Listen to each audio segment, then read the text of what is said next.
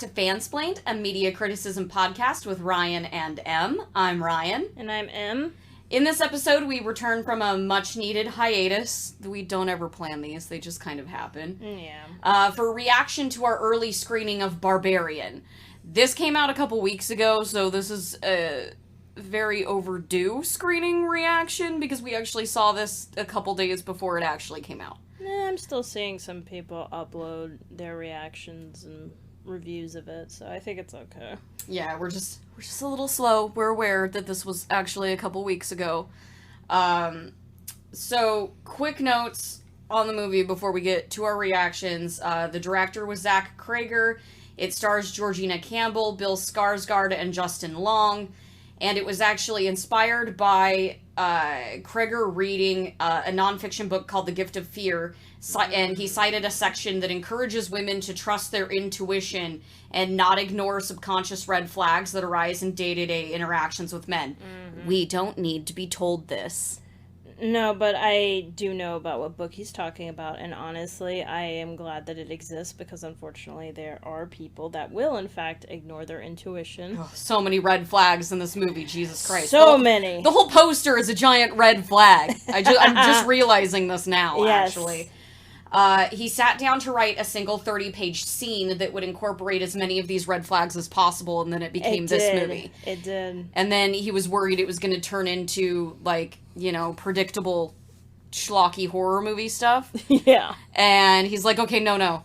So he went in and, like, just threw a twist in it to see what would happen, and then we ended up with this. I mean, that is one of the best things about writing, when you're doing your own stuff like that, and you just throw a what if in there. Mm-hmm. Those are some of the best stories, because they end up just taking on a life of their own, and when that happens, that's like the best feeling when you're writing. Yeah, no, I agree.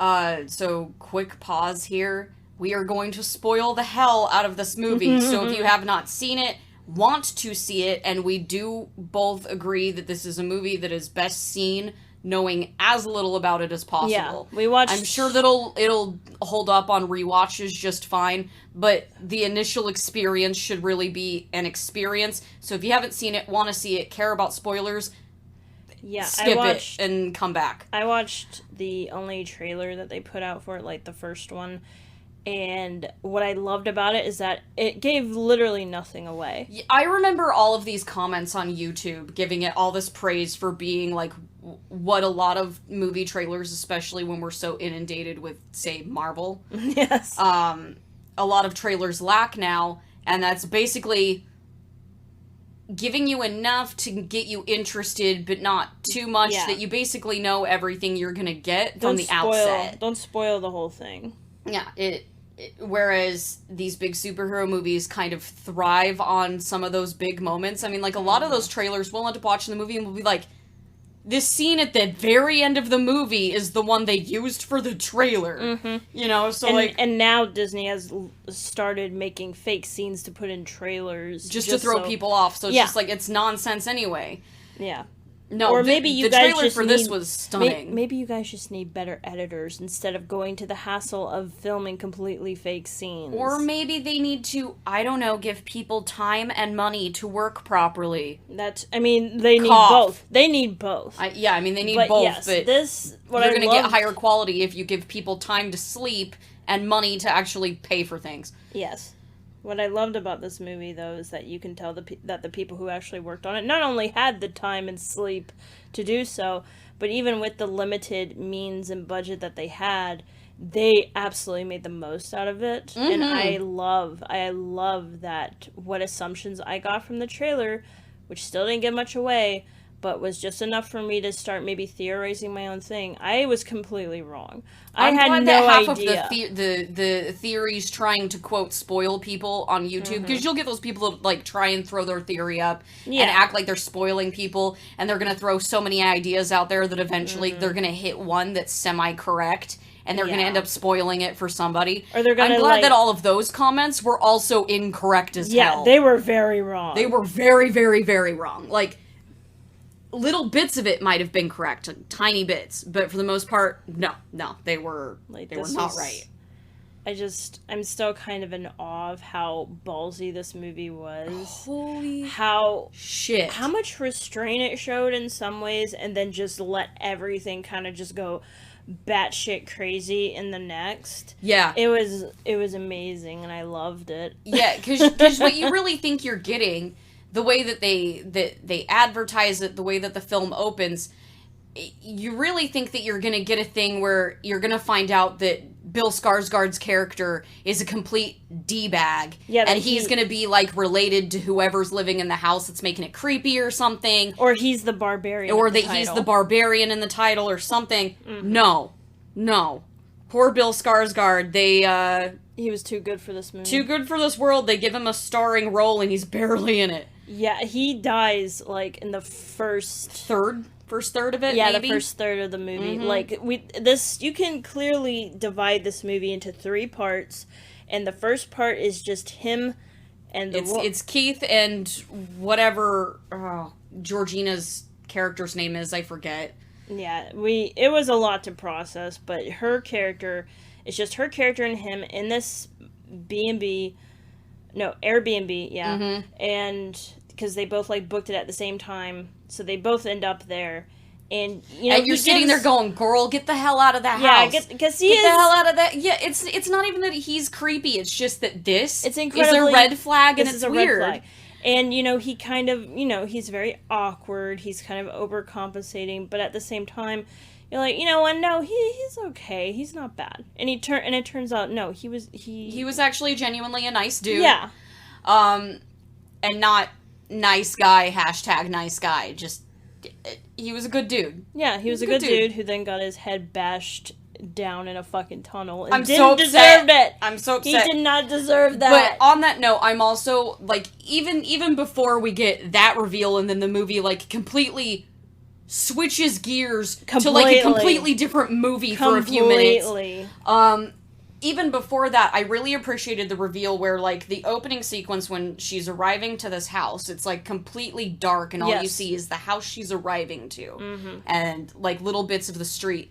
And I love that, like, they even do the shots of the other houses, but because it's in the dark, you can't really see anything. Yeah, everything's just dark. Yeah, and I love how you make this assumption about this neighborhood that she's in based on the house she's going to. Mm-hmm. And then they flip that reveal on you and show you that it is literally the only nice house in that neighborhood. Yeah, and everything else is boarded up and shut down, and it looks incredibly sketch. Mm-hmm. And it's like, oh, you don't need to be in and, like, the girl that she's interviewing, or, like, the lady that she's interviewing with for, like, the job that she came to interview for, like, tries to warn her about this neighborhood she's staying in. Like, there is just red flag after red flag in this movie where you're just and I remember, like, our audience got so into this because, like, we were all like, oh my god, girl, no, don't do it! Our audience was over and great. over. Our audience was great. Mm-hmm. Like, we all basically, you said that it was like a Rocky Horror Picture Show. It was a lot like a Rocky Horror showing. Because we were all doing our own freaking commentary in the audience. Like, not in an annoying way, like, no one ever everybody was, Everybody was. No one told us to shut up, no one got mad. It's because everybody was doing it. Well, that, and I think it's because we shut up during the important parts. Yeah, like, everybody was very into the, oh my god, did that actually happen? Oh my god. Or they were like, no! Girl, no, don't do it! Don't open that door! Don't go down there! Like, ew, don't touch that! Yeah, like, it pretty much. So, like, it worked out very well, but our audience was extremely into it. I think it really helped that our audience was super into it. I get flashbacks to that. I get flashbacks to that scene at the opening of Scream 2 with Jada, like, going to, like, the Stab premiere or whatever, and, like, she's, like, sitting there talking through it, like, giving the Heather Graham shit for, getting into the shower and all this other stuff. It was extremely funny. It was a lot like that, except everyone was doing it, not just the one person. And not being overly annoying about it. Yeah. Like, we were all making each other laugh, but at the same time, we would shut up when important stuff was going down. And I think that was the key thing. It's because this movie was so sincerely so sincerely surprising. It was? And it was not one of those where, like, well, we subverted your expectations because we're just here to subvert expectations in spite of what the audience actually wants.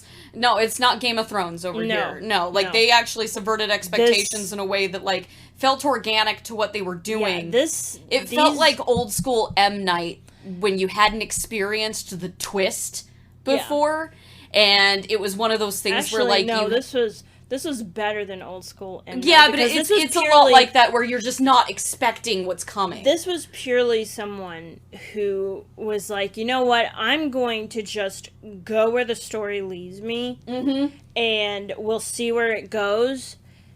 And I loved it. I also deeply loved all the visual storytelling going on because the director trusts you to just figure it out. Yeah, to just follow him on this journey. Just keep following, keep watching. It's switching narratives from Georgina's character. I think her name was Tess. Tess, yeah. Was it Tess? So. I think so.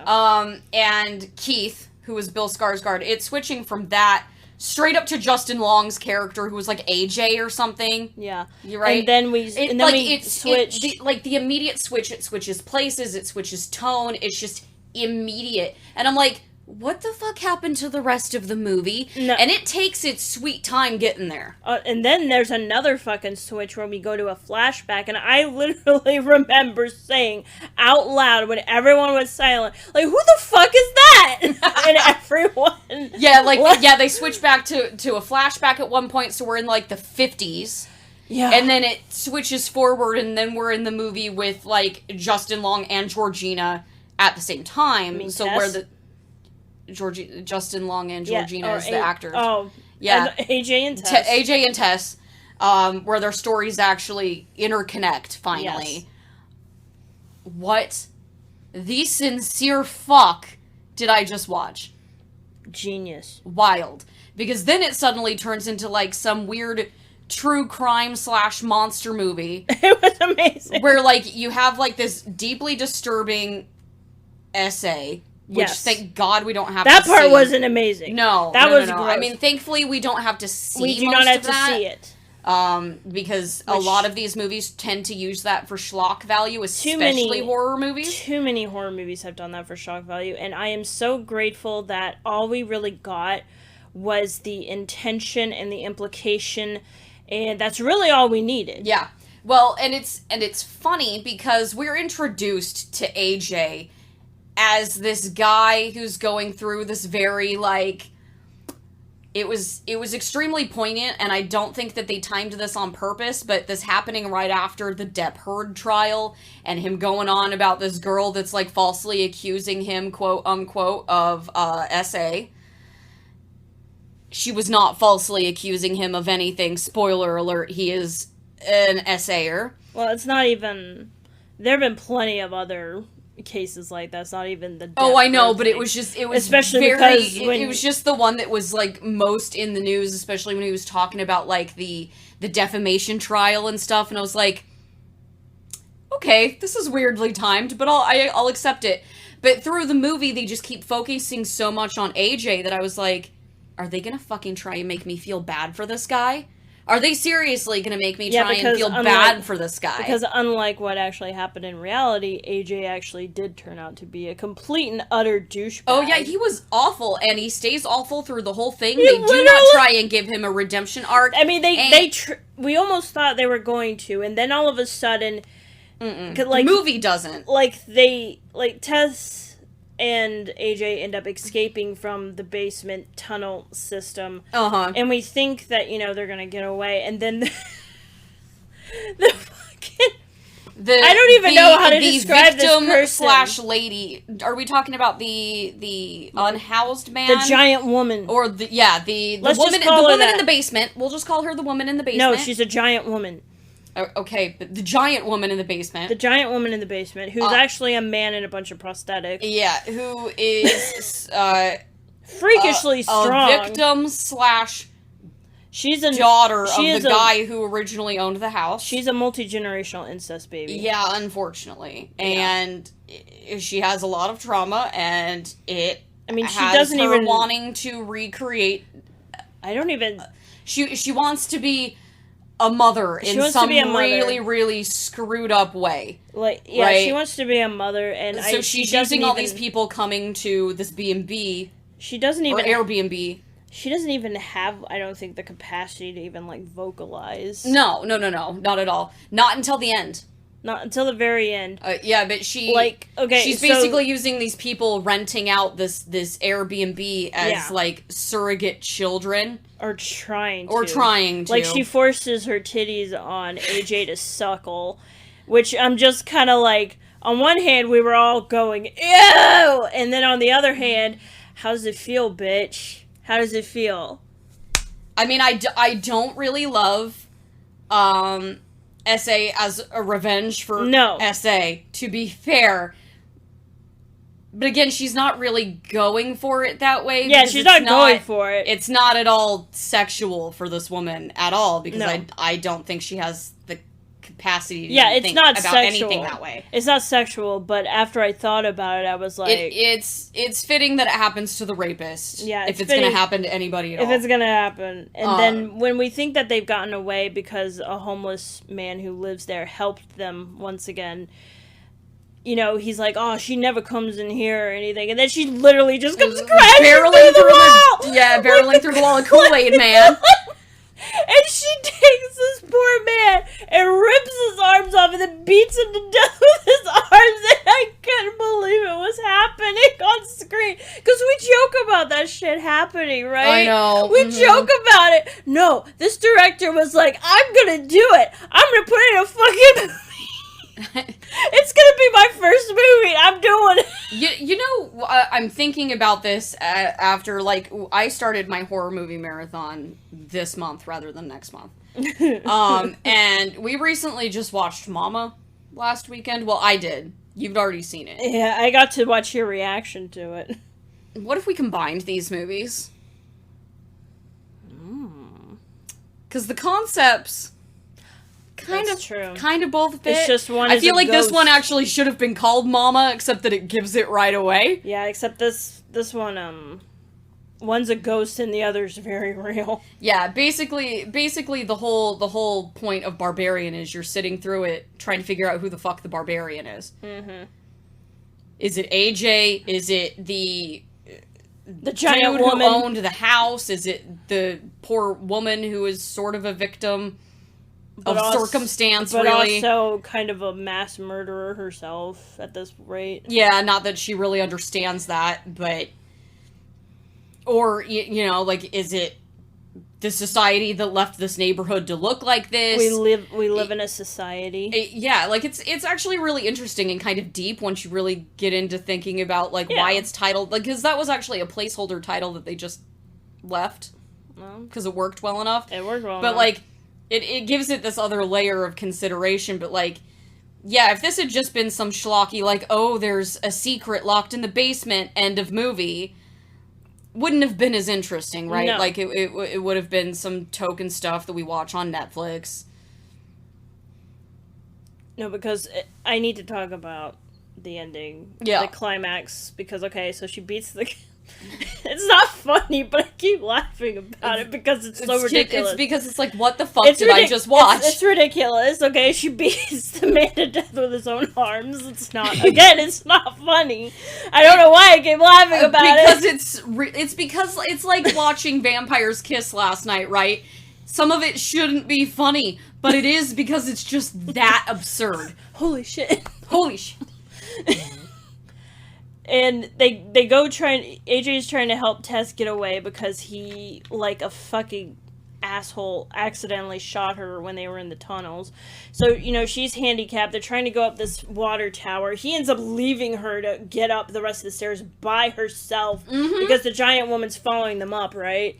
Yep. And, like a complete asshole. They finally get up to the very top of the water tower, and he grabs Tess and literally throws her off the tower, and like, our whole audience gasped and went, "Oh my god!" Yeah, because he's terrible. And then, oh my god, the fuck, the giant woman. We see her fly down to Tess. Like, she jumps to follow her and grab her and breaks her fall. And because Tess is the one that played along with this delusion, basically. And basically the giant woman considers her, even after getting run over by Tess at one point and smashed into the house, she, obviously, giant woman survived, she's still like, my baby, you know? And... and unlike AJ, who's just an asshole. And I remember the guy behind us, he was like, what the fuck was that?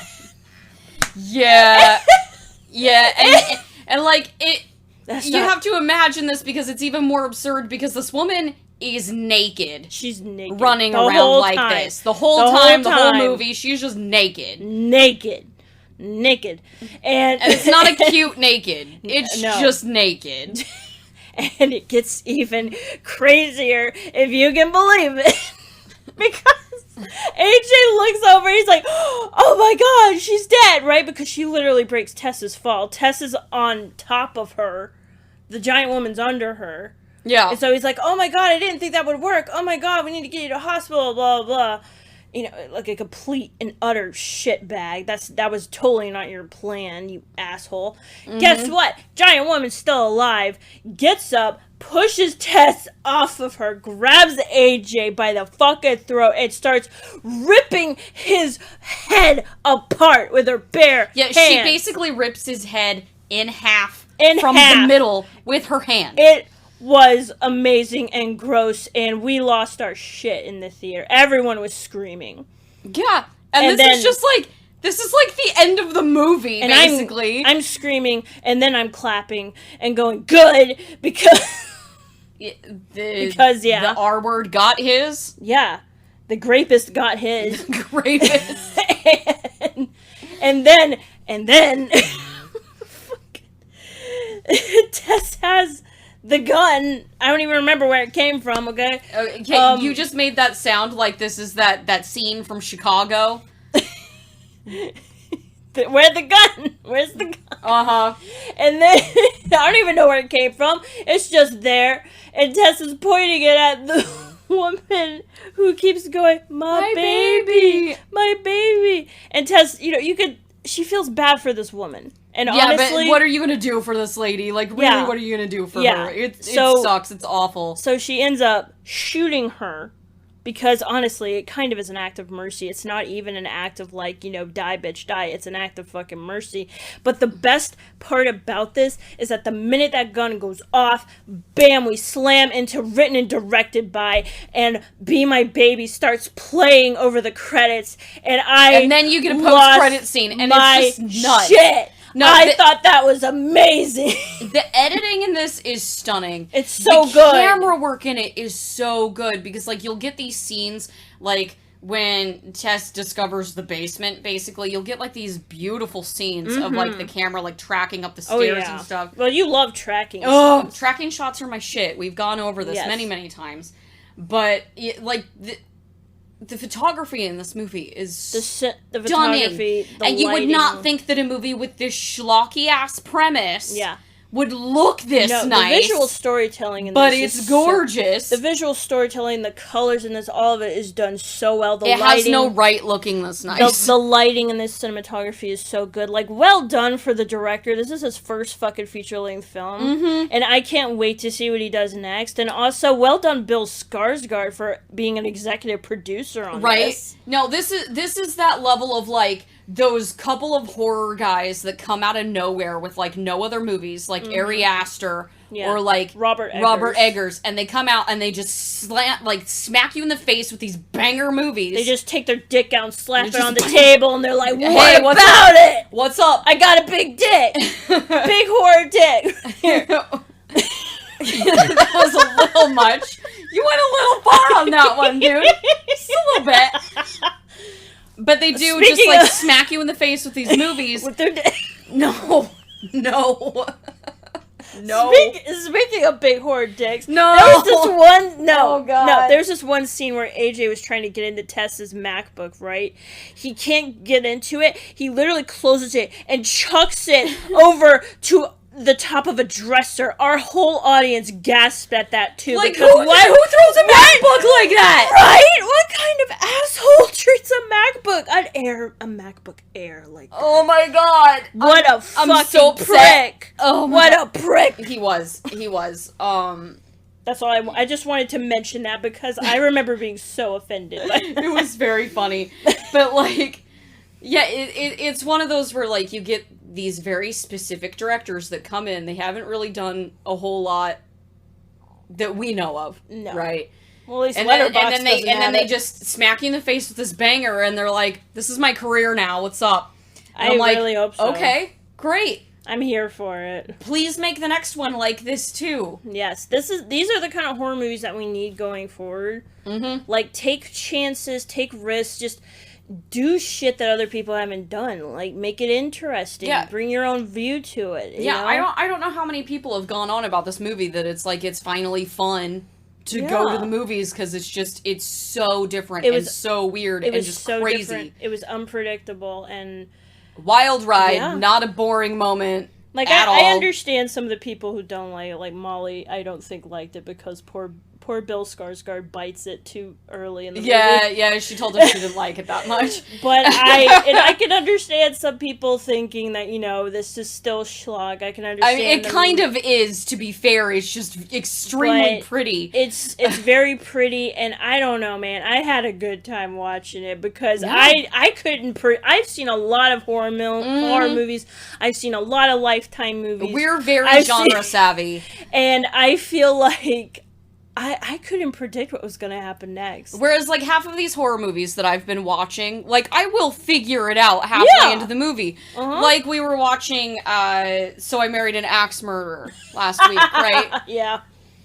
And you figured it out. I called that out very early on. No, about halfway through. Yeah, it was still pretty early, and you're like, I'm not telling you. I'm like, it's definitely her. And I was like, no, you don't know that. But apparently I did know that. It's because I'm trying really hard not to spoil it, you bastard. I know, but I figured it out. I figured it out. Oh. But this is not one of those movies that you can just randomly figure out, and we're not getting to you figuring that out yet, because we have to cover that. I'm just saying, I figured out that really early on. I know you did, and I'm still kind of peeved about it, because that was gonna be a whole thing. That is not for this episode, though. But like, this was just highly unpredictable, extremely fun. Yes. I wouldn't have had a problem actually dropping money on this movie. We just didn't have to. We didn't have to. We got to go to a free screening, and it was awesome. It was very awesome. Good. It was very good. Mm-hmm. I mean, now that we've thoroughly spoiled this, anyone listening to this still, still go see it if you haven't. Yeah, but, go see it, man. I mean, it's still better if you probably come back to this after you've seen it. A little late for that. But anyway, thank you for listening to this episode of Fansplained. I'm going to skip the whole spiel because I don't have it in front of me right now. Yeah, it's fine. But we'll be back with another couple episodes. We're trying to catch back up on stuff. We just needed a break because there's just so much content. Oh my god, it is a slew of content right now. It's content overload because we're trying to cover stuff. We're trying to watch stuff we want to cover, but then we're also just trying to watch stuff we want to watch. As it's coming out, and it's just, it's a lot. It's so much. It's a lot. So we will see you in the next episode. Bye. Bye.